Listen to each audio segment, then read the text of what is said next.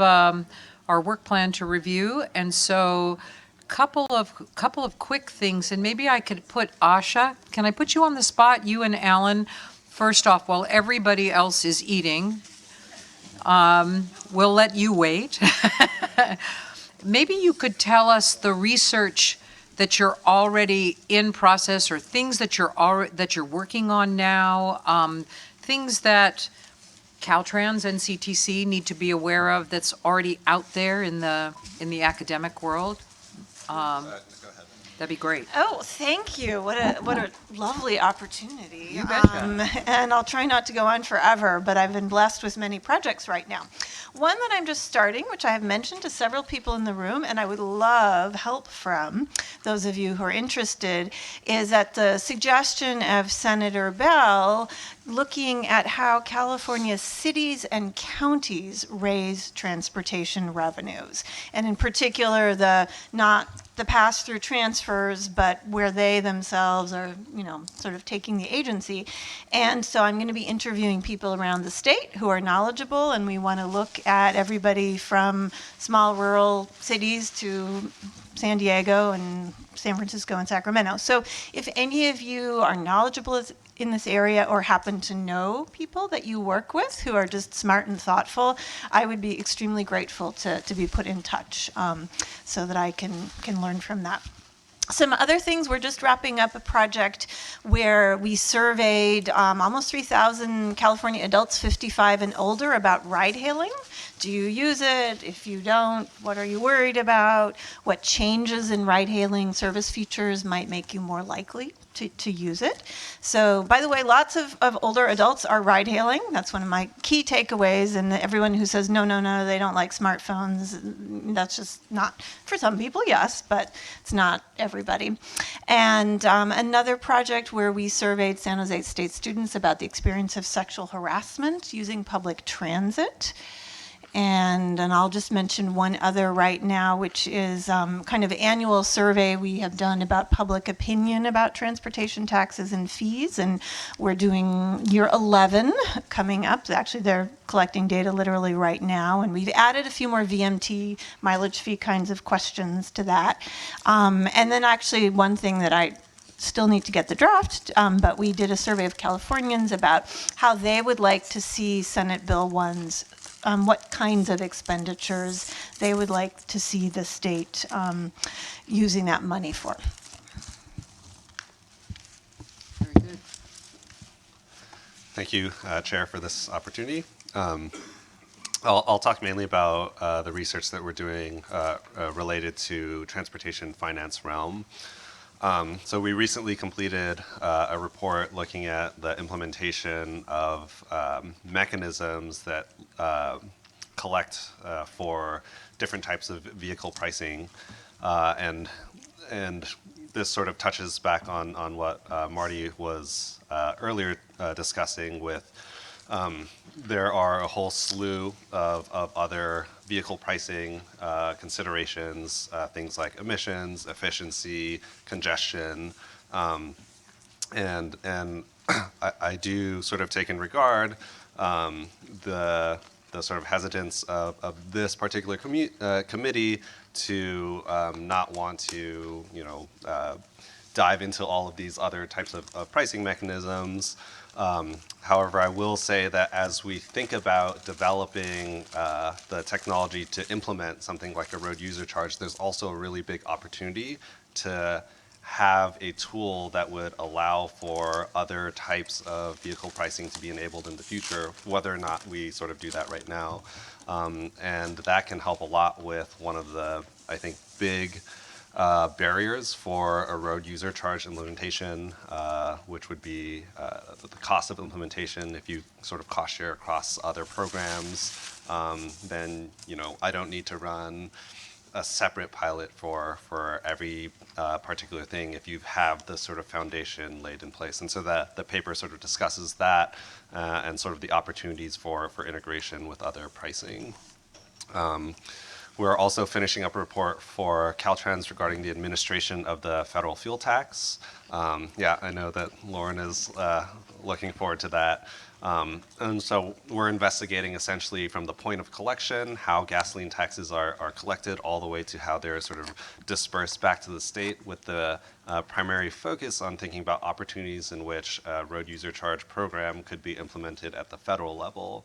And so this is a lot of sort of details about the actual administration of the gasoline tax. So who collects it, how it gets collected, what sort of congressional authorities would need to be passed in order to enable the RUC to work in a similar way as what the gas tax is doing, because the gas tax actually gets sort of special considerations from Congress in terms of budget authority.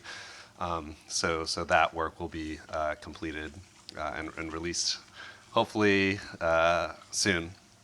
And then in terms of future work regarding the RUC, actually I have a student of mine here, Jimmy, who's helping work to look at a comprehensive overview and review of existing programs, future thoughts about how the RUC will be developed, and opportunities to think about vehicle pricing as it relates to other implementations of the gas tax and other sort of pricing mechanisms. And so that's ongoing work that hopefully will be complete by the end of the year. Excellent, thank you. Just as a personal side, not a TAC thing, but just, I'm the former state housing director, and one of the things that it has always been the holy grail is trying to do transportation planning with housing. And I think that it's one of those incredibly difficult things that unless you know each sector, you realize that it's near impossible to do this in any effective way. But I'm just curious, one of the things that drives housing unaffordability is the levy of fees on new development in particular. And I'm always curious as to the connection between housing and transportation when local governments levy transportation fees on new development that, again, make the problem worse, not better. Are you doing anything in that realm of housing and transportation in any of your studies? There's an element of land use as it relates to transportation that we'll be considering in the upcoming study. I'm personally not an expert in this area, Right. but I have colleagues who spent their whole lives looking at this, and so Great. we do have a number of experts who think about this pretty carefully. Great, thank you. Just out of curiosity. Appreciate it. Good. Well, a lot of opportunities to help get that information out to folks, and we'll look for your success on all of those great projects. Yes, question. Yeah, Mayor, thank you. jump in. And so this is a question for the researchers, but it's also kind of just a question around California that I'm interested in. You were talking about how you look at pricing for public transit and different things. Something that's come up in our area, I'm from Humboldt County, we're starting to talk about free public transit. And I wondered if other people are talking about that. Because when it first came up, it was like, what? That's never going to happen. And now we're taking it seriously. So anyway, I just wondered if you put those calculations into your analysis and see how people move better or different, and then I just wondered from other people in California if that is a topic of conversation. There's enormous interest in fare-free transit around the world, and there are about 7 or 8 cities in Europe have done it quite successfully, and therefore people become interested in it here. It's also true, for example, that the LA Metro spends almost as much on fare collection as it gets in fare revenue, so that's an issue. But there's also, in large cities in particular, which may not apply in Humboldt County, there's the concern that transit is already becoming a homeless shelter, and that if it were fare-free,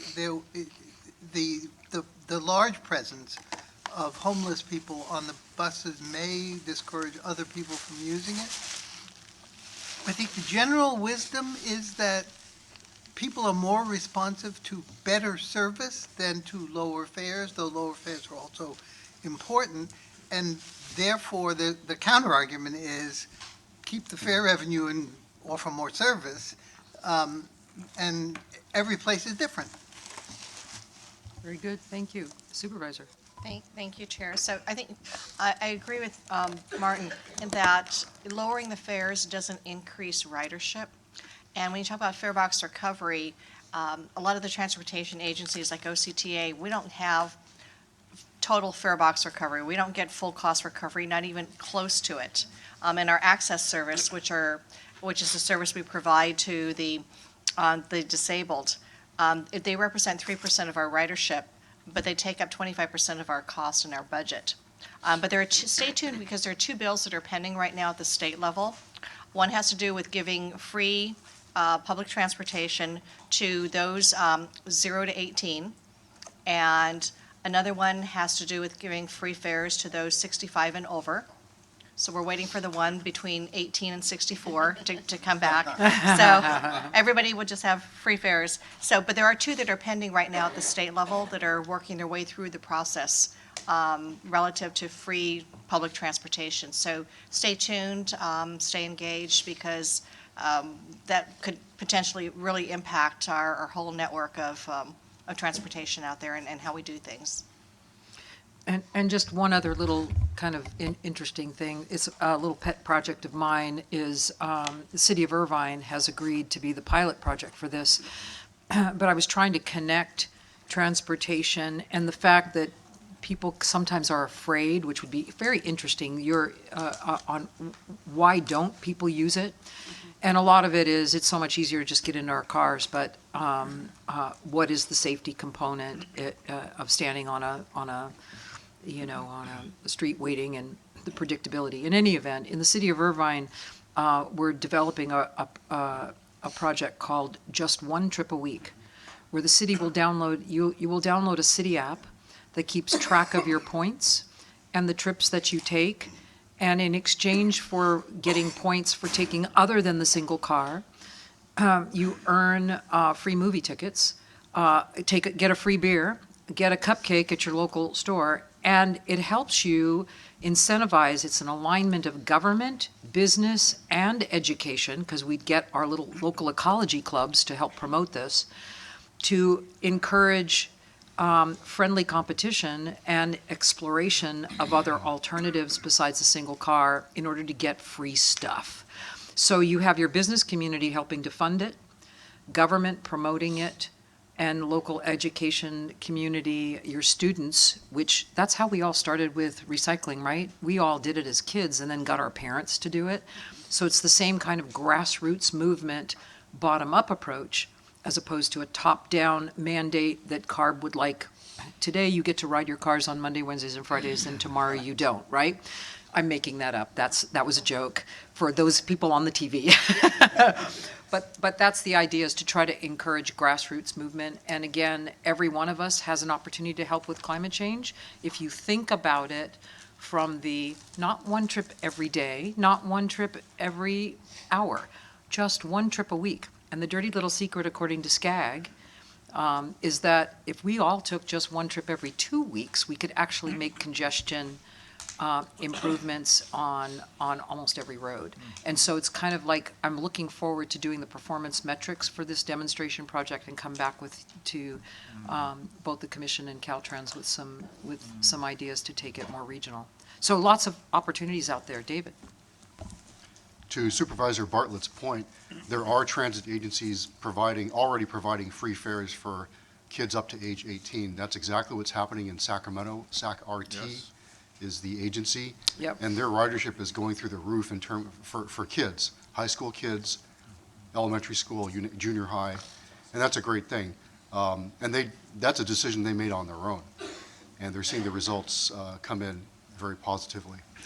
Very good. I believe Kansas was the first. There was a transit agency in Kansas that was the first one in the country to provide free transit. But I will say, the idea is giving many transit agencies pause for all the reasons the supervisor mentioned. Fare box recovery is low. If you're not earning revenue from service, where are you going to get the money to operate a service? It may very well increase ridership, and as has been seen in Sacramento for kids, but for the general public at large, that's a big question mark. And then also, to your point, Madam Chair, USC just came out with a survey this week looking at transit ridership. Why are Angelenos not taking transit? The number one reason, because they are concerned for their personal safety. Exactly. They are concerned about the behavior of other passengers, whether they might be violent on drugs, you name it. And so that's the biggest issue. That's why all of these issues are connected at the dots: homelessness, housing, transportation, climate change. They're all integrated. Exactly right. Thank you. Thank you, Mr. Secretary. Mr. Marcantonio. Yeah, and then- thank you. You know, when I woke up this morning, I didn't hope that we were going to be talking about public transportation today. So thank you for bringing up the And I got to concept of- make us, like, shorten this, And right? So I will be brief, yeah, I think that it's really important to understand there are a lot of people who are not riding transit who, when surveyed, will say things like that.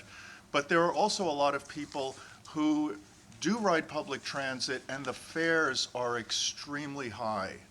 And one of the primary, well, this has already been mentioned, but there have been natural experiments in LA, in New York, and other places that demonstrate that reducing fares, we don't have to talk about fare-free transit at this stage, but reducing fares dramatically increases ridership. And I think that, I'm glad we're talking about it here, because this is exactly the kind of expenditure of these revenues that is actually going to benefit everybody. It's going to benefit the drivers who have less congestion to deal with, as well as people who are doing the forward-looking thing or doing the only thing they can afford to ride transit. I love that. Thank you. Ms. Benzet. Well, just reiterate Oh, the sorry. points that have No, go ahead. been made is, telling me that children can ride free is wonderful for getting those kids to school, but as Marty said, the fear and the homeless and the crime is just the moment when I'm not going to allow my course. child or my kids' Exactly right. grandchildren to Right. ride public transit. I'm so Exactly. glad we're on this Mr. topic. It's possible to lower fares at some time of day and at some routes and on some days of the week and increase revenue. And so the important thing to do is to strategize. By increasing peak hour fares, you're raising fares on rich people.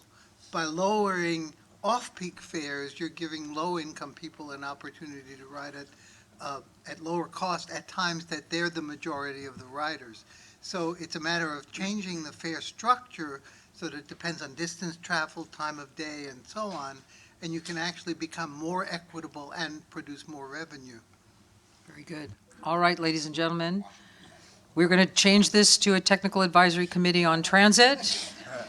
But first, we're going to get through the next hour, and then let's see how many of you stick around for the next, for that conversation. We have one more presentation to make now. We're going to hear from Commission staff on an overview of the work they've been doing. This is CTC's road charge work plan, the TAC recommendations, and then a little bit of consultant work with Jim Whitty from Milestone on an overview as well. So, take it away. You're back up, Hannah. Okay, so there is a list that was provided as part of this item on the agenda of the activities that we've been doing over the last year. But I'm not going to go through that just for the sake of time. I'd rather focus on Jim's presentation. So one of the things that we did was the secretary, as he mentioned, had requested a research scan. And so to help with that effort, we have a contract with Cambria Solutions, and Milestone, previously known as D'Artagnan, is a sub-consultant on that contract. And so we worked with them to come up with a document that looked at what other states and California have done in the past on road charge. And then to try to think about what are the main elements of a road charge program that we need to be thinking about. So what are the main elements of a road charge program, what work has been done, and what are some potential next steps? And so that's what Jim and his team have been working on. And I just wanted to say a little bit about Jim before he comes up here, because he's going to come give an overview of the document that he prepared as part of that request, that research scan request. And so Jim is really an expert in the subject of road charge. He worked in Oregon for 14 years and led road charge related legislation there. And he co-founded both RuckWest and MBUFA. So he's really a good subject matter expert on road charge.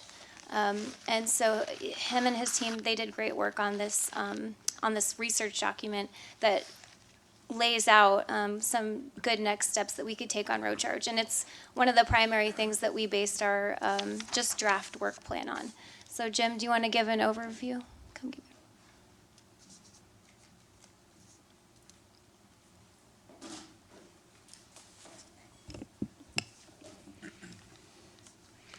First of all, you must know that Milestone D'Artagnan is the same company.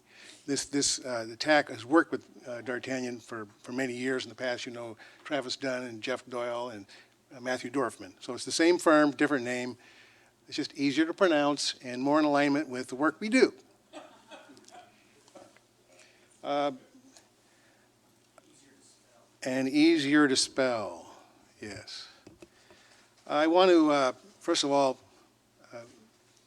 thank you personally, and also hope that you are recognizing, you are proud of the work you've done. You may not remember, but I spoke to the first meeting of the TAC back in January 2015, and then I think again later on we did an Oregon update later in the fall of that year too.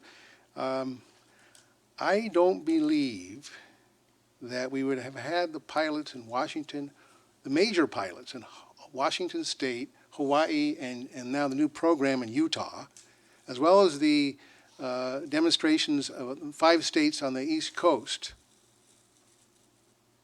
without, and I don't think we would have had the legislation that funded all of that without the California pilot being successful. It was in the media. It was a big deal. It said, hey, we can do this. That's what it said. Now, did you answer all the questions? No. You just raised a lot of questions. But I think that's exactly what needed to happen. So I want you to appreciate that about yourself. Okay, so you learned a lot about road charge in that pilot program, and I can tell you that I am impressed with your continuing learning since then. I can tell from listening to you today. Today, this work that you have, and I believe you have it in your packet, the scan. Yeah. We didn't include the whole scan, document okay. in the packet. Okay.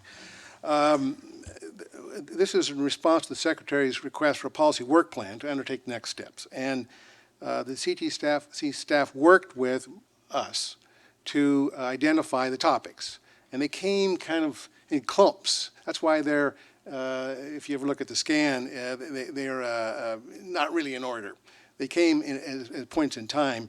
We deployed, by the way, Hannah called me an expert. There's no expert on the whole topic, especially as you get more specialized in developing solutions to problems. You have clumps of experts in various topic areas. So I actually am not an expert in the entire subject area at all. We deployed 5 subject matter experts on this scan, and I happen to be one of them. There were 17 topics that came out, and each one of them is probably worth 10 to 15-minute presentation by itself. Not going to do that. Can't do that today. So I wrote a few of the write-ups. Let's see. What do you have? Where did that go? Oh, there we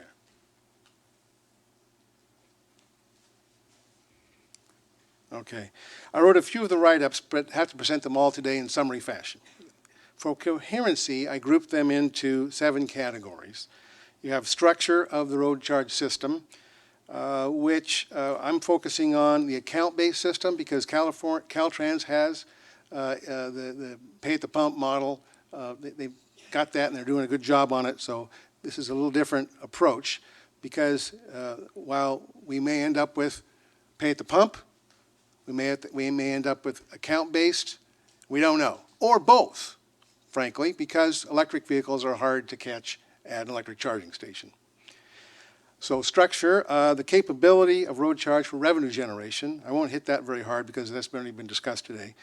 The efficiency of the road charge system, technologies used in the system, and the user issues that users have with the road charge, and the system adaptability, and how to transition. Under structure, the key issues are the nature of the administrative framework and the management of accounts, as well as the idea of an open competitive market for service providers. So let's dive in. The kinds of things you have to do for administration of a road charge are identifying who pays the charge, associating them with reporting methods, collecting the data, issuing invoices and collection of the revenue, customer service, compliance, enforcement and audit, and oversight. Who does that is the administrative framework. And it can be done a number of ways. Private sector entities could take it on, or part of it on. The government has to do oversight and probably most of enforcement. But that's what this research is about. What is the best way to structure the administrative framework for a road charge? What's been done so far is the Origo program and the Utah program. The Oregon program is more advanced. It's been going on for 5 years now. And that when you have commercial account managers doing most of the collection, data collection and revenue collection, but the Origo program has oversight, a very, actually quite developed oversight mechanism right now. In Utah, they're beginning now, they started in January with their program, and some of these elements are still being figured out there. In the California pilot, as you recall, the state provided oversight for a turnkey consultant, which happened to be D'Artagnan at the time. And D'Artagnan had oversight responsibilities for the commercial account managers there. So the next steps ought to be, or I guess they ought to be, recommended, I guess, is what we're going to do today, is to identify the best state agency to oversee the program and build organizational capacities within that agency. The more that holds back, you're just delaying the inevitable. You've got to get to that point. If similar to Oregon. Excuse me just a minute. Yep. Mr. Whitty, you have an incredibly long presentation. Yes. You need to. Are we able to ask questions? And I or how do you want to I would handle that? hold off, Okay. only because this is pretty dense. Okay. And I also need to torture him to move it. Yes, please do. So I'm torturing you right now. All right. Fair warning. Yes. Because we only have an hour left, and I'd like the committee members to Sure. move and to get their questions to you. The last thing I'll say about this slide is if you do it similar to Oregon, the main responsibilities will be contract management and resolution of customer service issues. Okay, on to account management. How accounts are managed in a road charge program is either by government agencies or private service providers. There's many options here, government only, single private entity only, both combined, or open commercial market. What's been done so far in Oregon, California, Washington, and Utah, the programs have used private sector account managers in various ways, and there have been 4 of them. No state has done government only yet, no test of it. The next steps would be to determine whether private sector account management is advantageous for a road charge program, and how can the private sector entities achieve a full, mature road charge program, one of which may be the following, which is an open commercial market. This has not been tried yet, although Oregon is closer. They have multiple account managers up there for their program. The question is, should it be open? And I know why they haven't opened it. There's not enough, frankly, participants yet. It would probably require a mandate of a sizable amount, say maybe 10,000 or so to start with, and then the market could be opened up. In Colorado, the I-95 Corridor Coalition, Hawaii, and Utah, they used a single account manager just to make a test, a demonstration. The next steps would be analysis of benefits, detriments, and risks of various forms of private sector provision versus government provision of road charge program. So we can skip revenue generation because you've already pretty much done it and you're going to continue to keep doing it. I would encourage that. I would note one thing listening for today, though, from reports from the industry, automaker industry are that we're about to hit an electric vehicle revolution. Now, they can't hit a date of that, but they're saying this decade, and some are saying middle of the decade. What is an electric vehicle revolution? It is when the battery costs come down to make the cars cost equivalent with standard vehicles, and the distance or the capability of the batteries to create more distance for the vehicle also compare to standard vehicles. When that happens, then things are going to be, and so you have to keep an eye on that one as you're continually doing revenue forecasting, because that will change everything when that happens. Okay, let's see, I'm skipping that one. Rate setting, very critical to forecasting is rate setting. In the 2016-17 road charge pilot had a flat rate for all participating vehicles. Rate factors need to be analyzed to determine what a rate structure should be.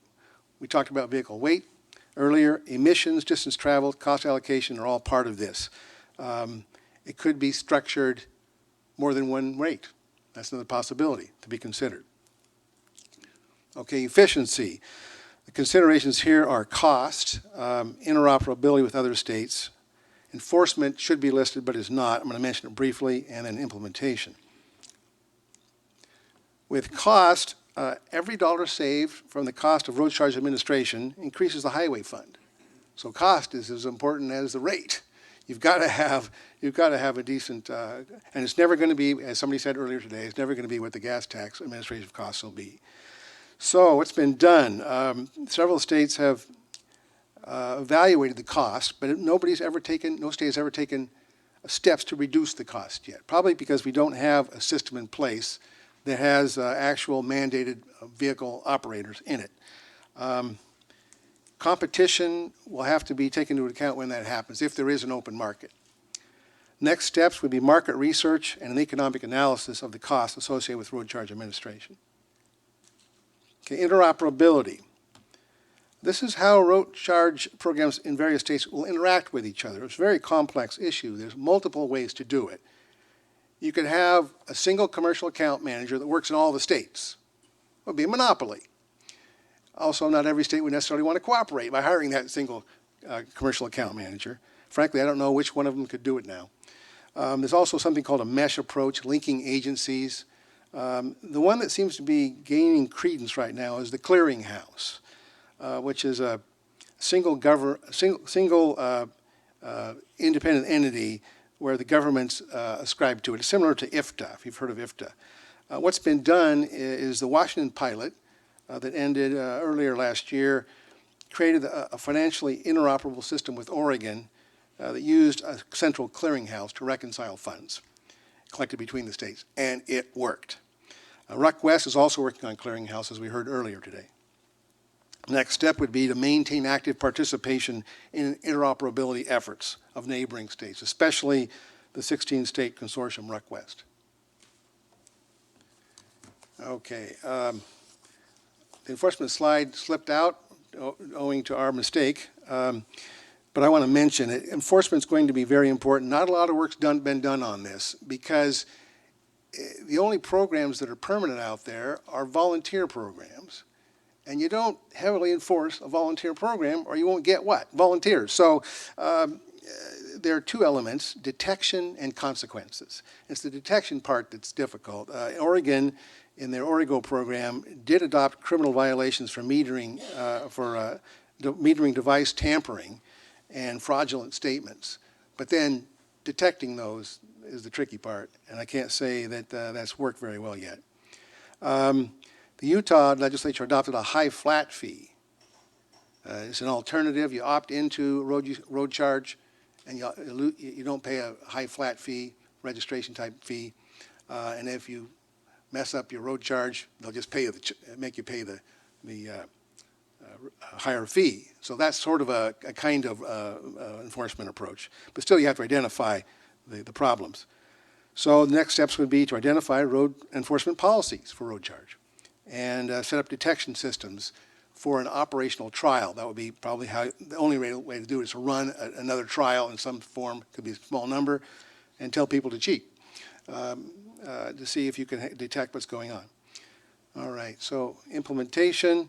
An operational program requires communications, program design, administrative rules, technical specifications, organizational design, procurement, IT systems, testing, evaluation, and auditing. What's been done is the Oregon's program has performed all operational elements except auditing at this point. Utah has performed all operational elements except evaluation and auditing. But these are topics that have to be addressed, each one of them. Take steps on all of them to move forward to a fully operational program. Okay, technology. We're only going to talk about testing here. Basically, what kind of technologies will go forward is hard to know right now. There's been a lot of attention to native automaker telematics as the holy grail of road charge. It's difficult because they don't have the same standards, so it's not a snap your fingers thing. So whatever is tested, though, whatever is tried must be tested. There's 4 levels of testing. I won't go through that. Somebody else mentioned them earlier. What's been done is that your turnkey operator, D'Artagnan, applied all 4 levels of testing that are mentioned there in the road charge pilot that you had. So next steps would be to establish a road charge technical oversight body prepared to test technologies used in a road charge, and plan a small pilot or operational program to try out the state government's capabilities to undertake the testing process. Okay, I already went there. So user issues. These are policy questions. And some of them we've heard here today in your discussion. Privacy, security, non-resident driving, user friendliness, and then impacts to disadvantaged communities. Okay, so privacy is a very important question on this topic, as you all well know. What's been done is the Oregon legislature adopted a statute protecting personally identifiable information as part of its Origo program. And it seems that the idea of protection by law, something that's kind of, other than that, it's kind of been left behind. The TAC did adopt policy for protection of personal information gathered in the road charge pilot. And then the California legislature did adopt the California Consumer Privacy Act in 2018. Now, what we don't know is how well does that act apply to a road charge system? In Washington, just this last year, there was work that our firm did which developed a model per mile charge privacy policy, looking at not just the California Consumer Privacy Act, but also the law that was passed in the European Union, to combined with the Oregon program to see what should be the policy for a road charge generally. That might be something that would be worth looking at in the state of California. But I think before you do that, you should look at the applicability of a new California privacy law. I think it doesn't have total relevance to the road charge program. It has some relevance, though. It should be looked at to decide what that relevance is and what could be augmented if you really want to protect privacy of data in a road charge program. Security. This is a continuous process. You never win if you're trying to protect data from being found. What's been done is security measures were applied to protect sensitive information collected during the road charge pilot. Next step would be to reassess the system technology requirements in this context and have a data security firm examine system security requirements. Okay, out-of-state drivers. How does California apply a road charge to non-resident drivers? What's been done here, this is really complex because there's a lot of different ways to do it. The central clearinghouse idea is one way to deal with it. You have the states work together to try to solve the problem. So, but that would presume that road charges in both states. And that looks like more in the West. That may well be the case in the future. The next steps would be to evaluate interjurisdictional road charge options for visiting drivers, including legal and regulatory frameworks, and to collaborate with the neighboring states. This next one is kind of interesting. User-centric design is very common in the private sector, but I don't think it's very common in the public sector.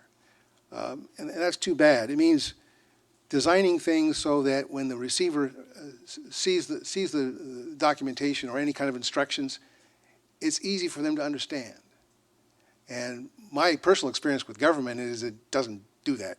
It says the information is there, you figure it out. And that, if you're going to go with some new policy like this, everything has got to be clean as wheat. The economic impact will be minimal, really, to most people. They don't want to be confused by how it's presented. So that's a new concept that California could look at. What's been done on it is the user-centered design has been used partially in the Washington pilot, and then more importantly in the Hawaii pilot, where they presented a driver statement to each driver, or they're in the process of it, each driver in California, that shows the comparison of a road charge with the gas tax.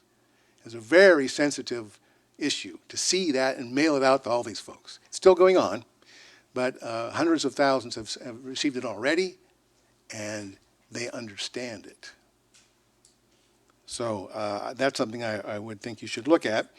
So you develop guidelines and specifications for application of a user-centered design in the next road charge demo when you're presenting information to the public. Okay. Impacts to disadvantaged communities. We heard about that today. I'm not going to really go into it because Caltrans is right into it right now, but it seems like there are three areas. Financial, which is pretty easy to pick out as an important issue. User experience again, and then mobility impacts. I don't think it's been, I mean, there's been financial work done in Washington and Hawaii on disadvantaged communities. And Caltrans has done the focus groups, but I don't know of a study that exists on the mobility impacts, which I think is going to be important to be able to show what the impact is, to understand how to address it. So more work there. I've got two more, Chairman Dunn. Adaptability. There's only one topic here, adaptability. This is a little difficult to talk about. If each vehicle has an account because of a road charge, Vice Chair Finnegan, I think you're going to want to hear this. That means that other policies could be used for that vehicle, or for each vehicle. So this, and one we've heard already in this room today is congestion pricing. The same account could be used. But it also could apply to environmental policy. So the question is that something that's interesting to the state of California? Would it want to? It may help with the decision on whether to go with, say, an account-based system versus pay at the pump.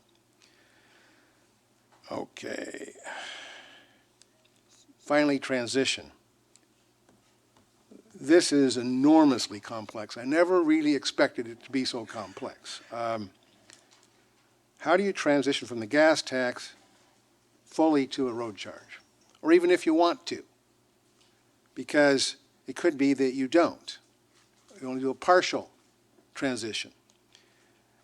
The reason I learned so much about this recently is that there was a workshop called the Future of Ruck Workshop in Utah, and it was 2 weeks ago. I spent a whole day with Utah Department of Transportation and other associated government agencies that will be important for a road charge program, ultimately, like the DMV. And we presented 6 scenarios to get to a full, everybody's in it program in 2030. That was the aim. And boy, is it hard to get there. Hard to get there because the intake, just the mere intake of vehicle operators is massive. And that's only Utah. Imagine California. So we looked at scenarios for vehicle type being the method by which you step into it, or by miles per gallon. When I mention vehicle type, I mean T and C's first, electric vehicles second, hybrids third, standard something like that, or is it by miles per gallon? It would be something similar, but or commercial vehicles first. by technology type. The ones that can do it more easily can do it. How fast you go, it's tremendous. And the agencies that have to take this on have to be supported well, and they have to have extreme capability. They probably ought to start out slower and learn before the big move happens. Now, what's been done? This is after I left Oregon, and I was really pleased with what they did on this. The Road User Fee Task Force, which is your counterpart and started in 2001, recommended in 2017 to the legislature to transition to a mandate for all new models beginning with the year 2025 for vehicles rated at 20 miles per gallon or higher. So the ones lower wouldn't ever be in it. Frankly, the older vehicles wouldn't be in it. It would only be the newer vehicles that would get into it 2025. So a smaller amount at the beginning, and then it grows in steady amounts, because you can pretty well predict what the purchasing, unless you have a big recession in the middle of it, what it's going to be every year. So something that's manageable. Okay, so the next steps. Explore the vision, goals, and objectives you have for a transition pathway. And then develop a trajectory, a plan really, for transition and a possible policy action to achieve the transition. This is a big piece of work. So I think that's my last topic. Well done. Thank you. So now we have some questions and Yep. comments. Ms. Benzel. So thank you very much. Great presentation, and I'm really glad to have the slides to go away and think about. There's quite a bit of material there, but very nice and concise. So the reason my hand popped up there is, your commercial account managers, certainly makes sense for lots of reasons, but I have to say it does introduce more complexity, I think, on the security and privacy issue. For the government to hold my data is one thing, for some third-party company, and what's in it for the third-party company?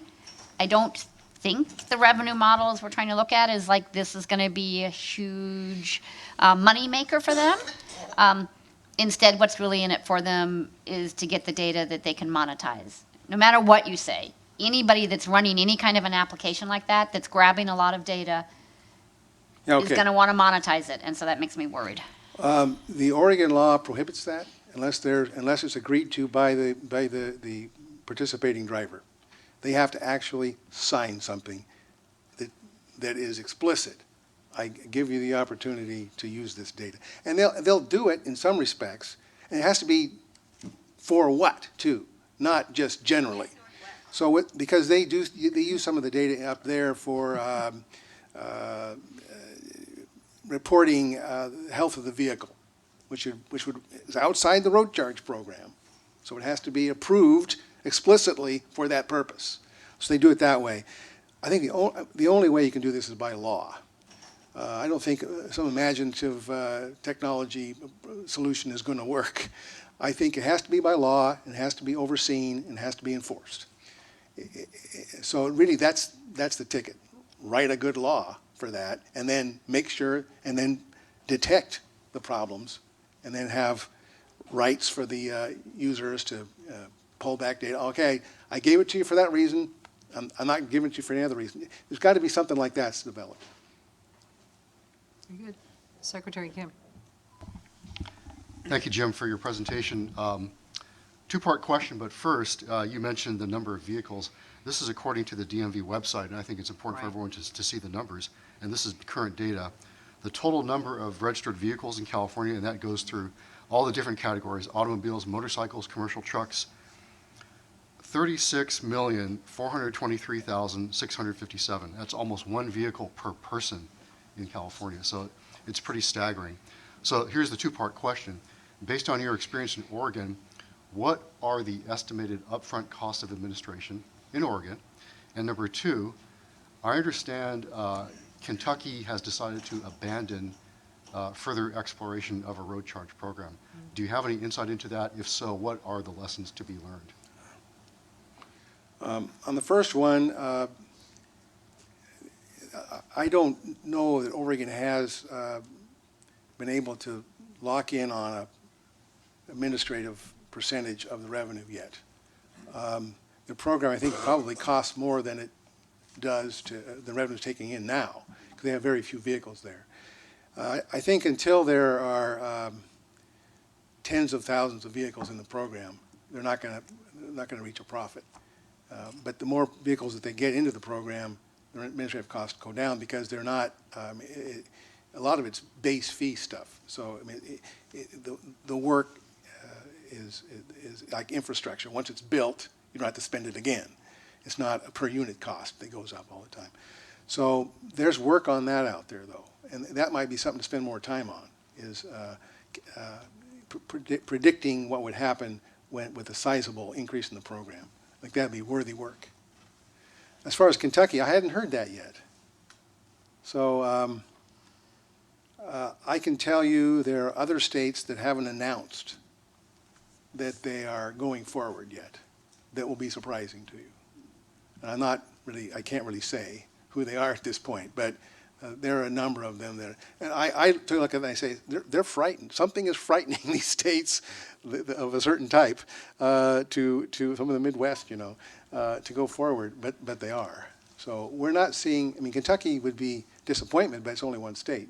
So it doesn't cause me much of an issue. The other ones, we're going to be at 15 before too long that are working on this. Thank you, Mr. Secretary. Thank you, Jim. Any other questions, comments, colleagues? A lot of dense information in those slides, so do, keep that in your files. Good to refer as we continue down this path. All right. Yes, Mr. Tien. I wanted to, I wasn't going to say this, but then I decided I would, which is, Just poke each other all day. well, yeah, after listening to Terry, but I guess one of the things that concerns me is it's not just the commercial account managers. I completely agree that there is this all perpetual question of, if they're not in it because of the revenue they're generating, then they're in it for the data. I think that is always true. It is also, though, it is not a problem, I think, that is restricted to the commercial account managers. It is also a problem that plagues even the governmental or quasi-governmental agencies that are involved. In the last year, we have seen many, many more concerns from the general consuming public about, say, DMV sales of personal information, right? The weaknesses of a federal law like the DPPA. These are well chronicled. We've also seen the lawsuit in Southern California involving the transportation corridor agencies and their violations of a law that we passed maybe 10 years or longer ago that regulated the privacy of drivers driving on toll roads. And then after they got sued in a class action, I saw a bill like in August as a Gutton amend that was the shadiest thing I've ever seen, which would have retroactively altered the law that we wrote like 10 years earlier to allow everything that had been a violation accomplished by the TCAs and their partners. They did not get that bill across, but it was stunning to me that state agencies would be part of this awful, basically, conspiracy to violate California drivers' privacy against a law that had been enacted. And then when caught out and winning in the courts, the response was to change the law to retroactively permit those violations. So that's my cautionary tale about either a government agency or a commercial account manager being trusted with any kind of driver data. If I may, the Oregon statute does apply to the government as well. I think what's... CCPA does not, so that's one of our issues. Well, I think what's required is to take a look at this model privacy policy for road charge that was prepared in Washington, because what informed that is the EU's GDPR is very serious. There are a lot of rights given. There's a lot of, there's even private right of action in it. I mean, it's serious stuff. Yeah, no, okay? that It's very is serious stuff. a major And so thing. it may be too serious potentially for policy making, but but it's in there, and you could take a look at it and see what the application would be. I mean, it has to work, or you're not going to get privacy. Mr. Medapper? First of all, as always, excellent presentation. Jim Whitty is somebody who I got to know very well when we first kicked this program off, and he is an incredible resource, and I'm glad to see that he's still involved with this. I think your presentation highlights the various obstacles and challenges that we have to get there. And so I want to say thank you.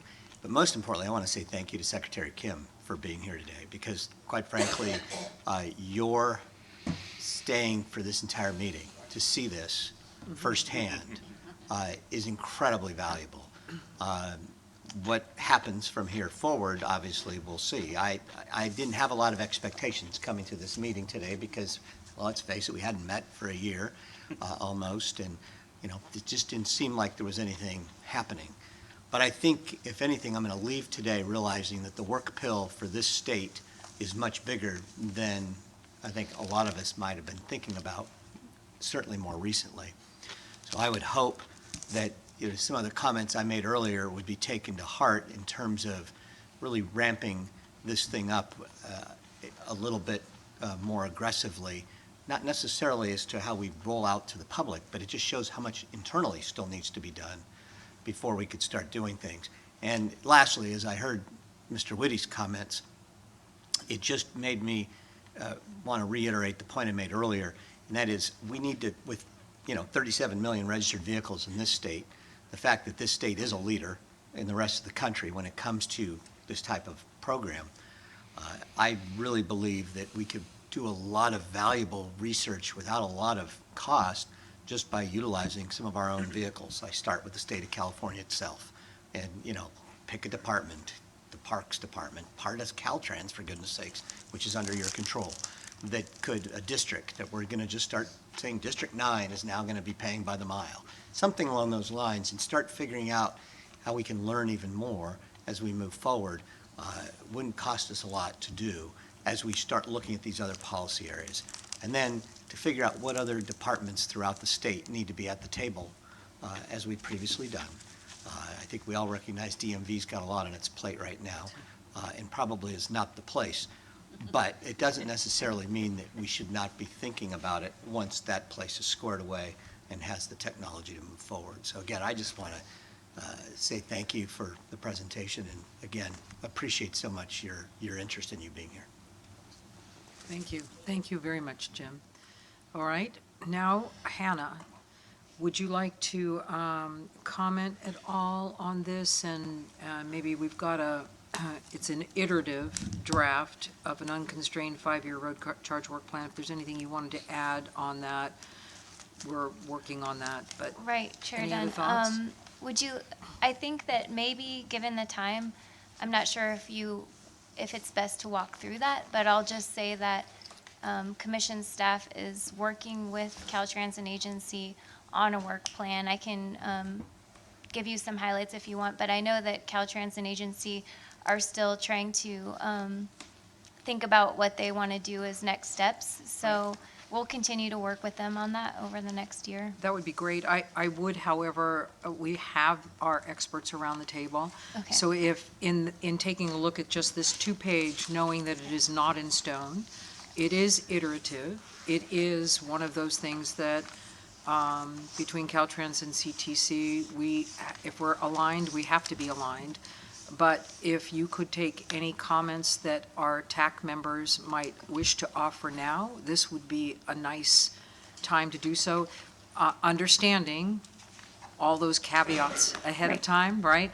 But also, if you want to take a chance to take a look at this and email us some ideas just to get them to you, questions or comments. So Yeah, that would be great. is that helpful? Yeah. Yes, because, so this is just a beginning, a starting point that we wanted to run by you because we wanted to start getting your input as early on as possible about things that we could start doing, next steps that we could start taking on road charge.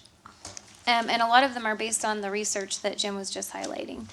So if you could, it's this document here that Doug has up on the screen. It's divided into years 1 through 5. And it has just some actions such as start thinking about the structure of a road plan, start thinking about doing an economic analysis. We need to tackle the business requirements early on.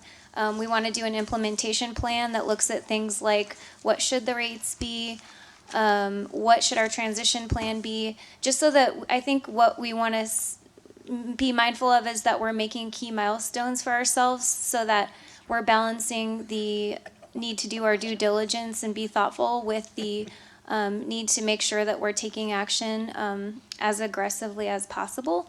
So that's what we're really trying to get at with this draft.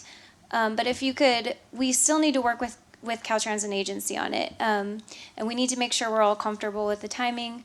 So, but at this point, we just wanted to get your input. So if you could take a look at this document, it's also part of the handouts for item 12 on this agenda, and then just email me any thoughts you have. I think that would be great. That'd be great. Mitch?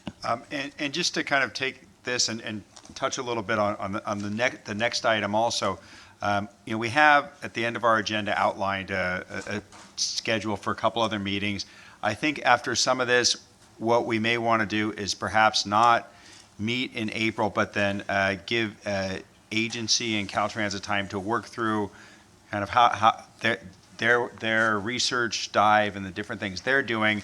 My understanding is that's going to be done in September. Maybe we can survey everybody about when then in October, November, we would then get together to see, well, okay, how does this fit in with what they put together, and can we all be on the same page on how we develop a roadmap to implement a road charge.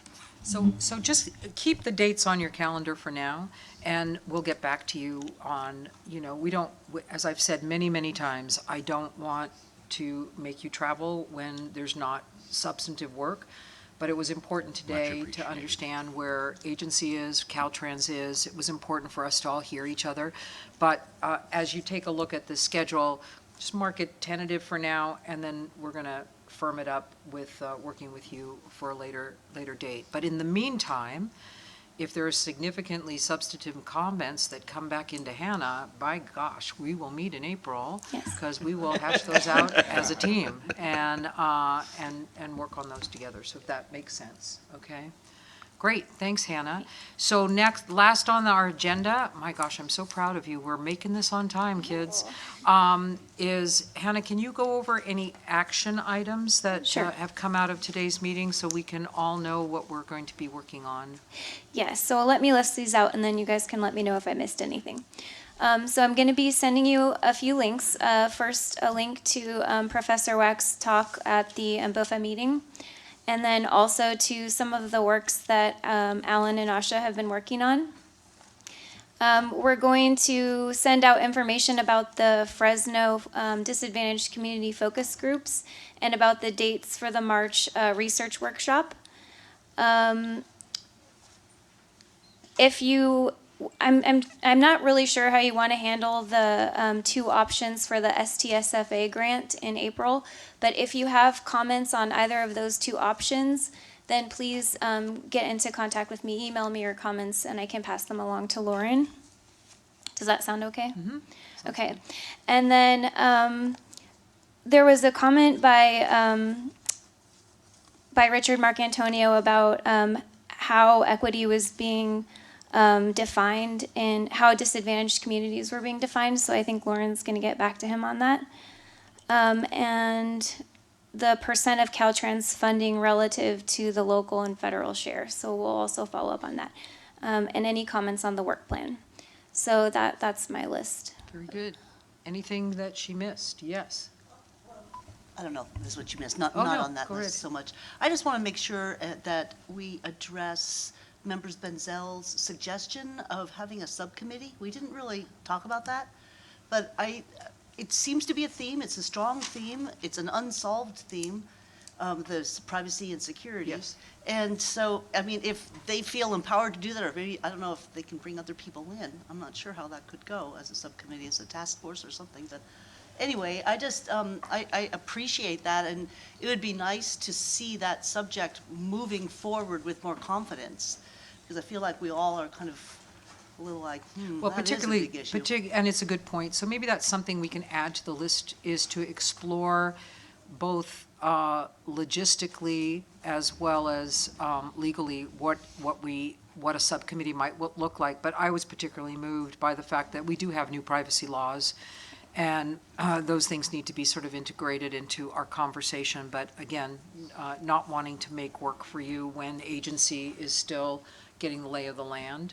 And if that factors into agency's work, that would be, I think, helpful. Okay. As well as CTC. Mitch, did you want any? Yeah, and we will continue to explore that, because I think, when the idea of having a database of this information is out there, even if we talk about it being scrubbed and cleaned, I think having something that can advise you guys will give you a lot of cover in that area, and just blunt some of the criticism out the gate. So I think that's something we should have some further conversations about.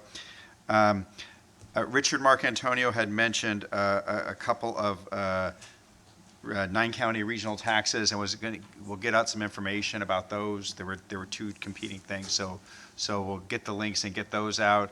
And then we were going to get from Caltrans whatever report was written from their earlier road charge study. So those are the other things on my list. Good. Okay, thank you. Okay. There's too much work coming out of this group. Okay, it's all good. It's all good. Thank you. All right, that's it for item number 13 that I have on the agenda. It's time now for public comment. I do have no slips. Thank you, Douglas. So I will open and now close public comment. And is there anything else for the good of the cause? Then thank you all once again. Thank you, Secretary Kim, for very candid, very thoughtful discussion. Thank you, our presenters, great information. And of course, Marty, you're always an asset with all the research you as well do and clarify. And we are now adjourned. Thank you. Wow, good job.